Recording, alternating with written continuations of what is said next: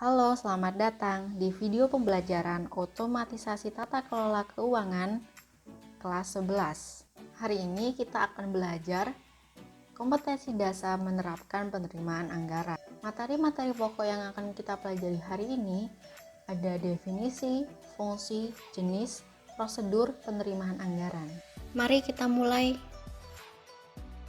Anggaran memudahkan kita untuk melaksanakan kegiatan organisasi sehari-hari. Jadi kita dapat mengira-ngira apa saja yang kita butuhkan dalam suatu periode tertentu.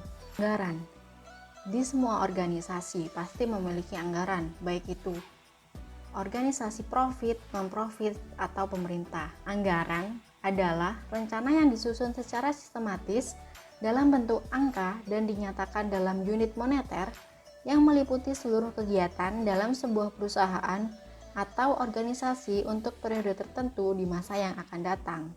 Setelah melakukan penyusunan dan perencanaan anggaran, selanjutnya adalah penerimaan anggaran. Apa sih penerimaan anggaran? Penerimaan anggaran adalah penerimaan rencana operasi keuangan yang diusulkan untuk membiayai pengeluaran suatu organisasi dalam periode waktu tertentu. Penerimaan anggaran dapat berasal dari sumber-sumber yang berbagai macam. Sistem penerimaan anggaran. Terdapat 3 sistem penerimaan anggaran pada sebuah perusahaan. Yang pertama adalah sistem penerimaan kas.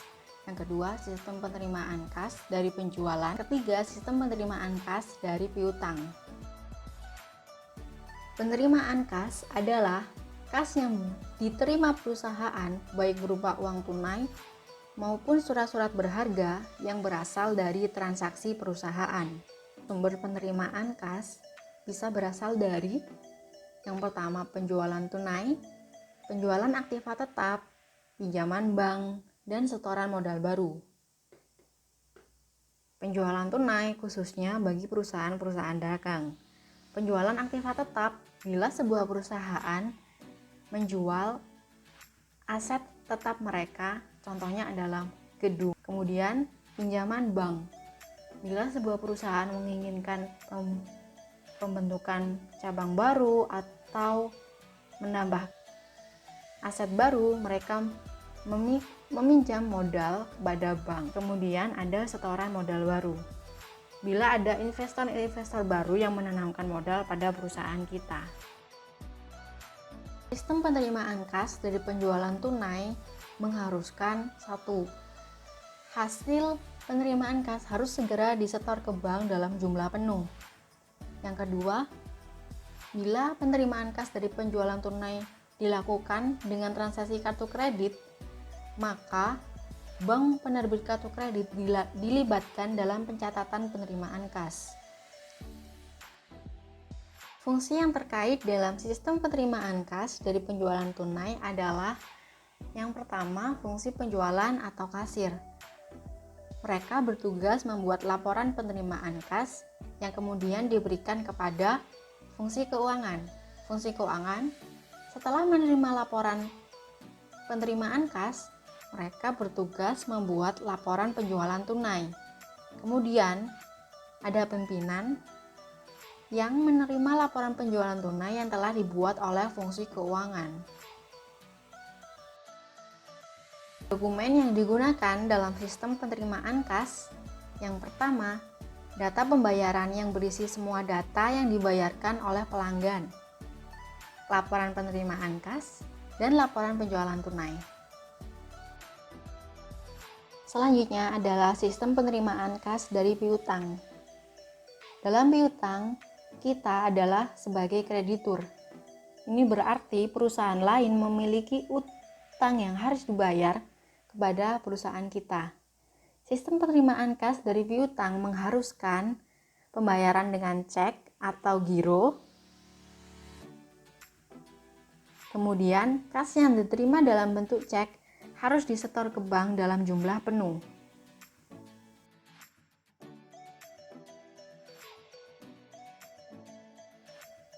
Fungsi-fungsi yang terkait dalam sistem penerimaan kas dari piutang. Yang pertama, fungsi sekretariat, bertanggung jawab menerima cek. Fungsi penagihan bertanggung jawab dalam melakukan penagihan piutang. Kemudian fungsi kas bertanggung jawab dalam menyetorkan ke bank. Fungsi akuntansi bertanggung jawab dalam pencatatan penerimaan kas ke dalam kartu piutang. Kemudian fungsi pemeriksaan intern bertanggung jawab dalam melakukan perhitungan kas secara periodik.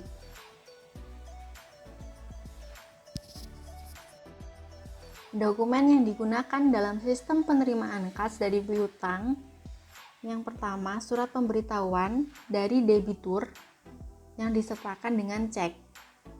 Yang kedua, daftar surat pemberitahuan rekapitulasi kas yang dibuat oleh sekretariat atau penagih.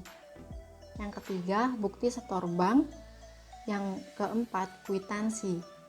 Kwitansi yang diberikan kreditur kepada debitur bahwa bukti hutang mereka sudah dilunasi. Catatan yang digunakan dalam sistem penerimaan kas dari piutang yang pertama adalah buku besar piutang, berisi mutasi-mutasi piutang perusahaan kepada debitur. Yang kedua, jurnal penerimaan kas, yaitu catatan penerimaan kas yang berasal dari pelunasan debitur.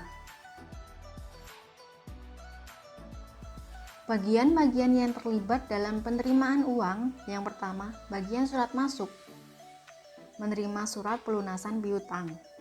Bagian kasir, menerima pembayaran langsung. Kemudian bagian piutang, dan yang terakhir, bagian pemeriksaan intern.